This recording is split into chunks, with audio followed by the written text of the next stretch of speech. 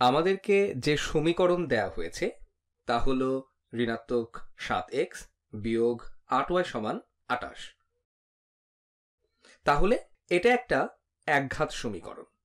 সমীকরণটি আদর্শ রূপে আছে এবং আমি যা করতে চাই তা হলো আমি এটাকে ঢাল ছেদক রূপে লিখব।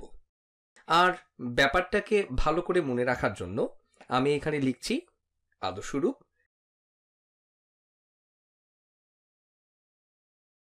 এবং আমি একে ঢাল ছেদক রূপে প্রকাশ করতে চাই, যা হবে y সমান ঢাল গুণ x যোগ y ছেদকের y স্থানাঙ্ক বা b।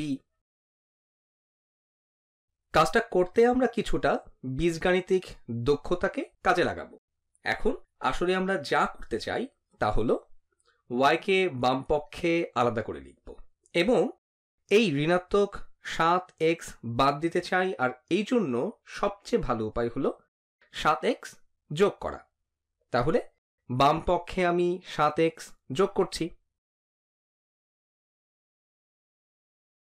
কিন্তু সমতা রক্ষা করার জন্য আমাকে উভয় পাশেই 7x যোগ করতে হবে।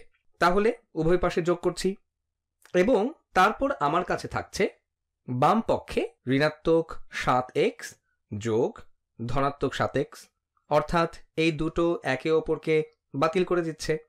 তো আমি পাচ্ছি ঋণাত্মক 8y সমান 7x যোগ 28 এবং এখন আমি এখানে শুধুমাত্র y চাচ্ছি, অর্থাৎ আমি ঋণাত্মক 8 সহগটি বাদ দিতে চাই। আর এই জন্য আমি যা করব তা হলো উভয় পক্ষকে ঋণাত্মক 8 দিয়ে ভাগ করব। তাহলে এরপরে আমরা কি পাচ্ছি? বাম পক্ষে শুধু y থাকছে, তাহলে y সমান 7 বাই ঋণাত্মক 8, এটা হলো ঋণাত্মক 7 বাই 8x এবং তারপর 28 ভাগ ঋণাত্মক 8 সমান ঋণাত্মক 7 বাই 2। আর এভাবেই আমরা সমীকরণটি ঢালের ছেদক রূপে লিখে ফেলতে পারলাম।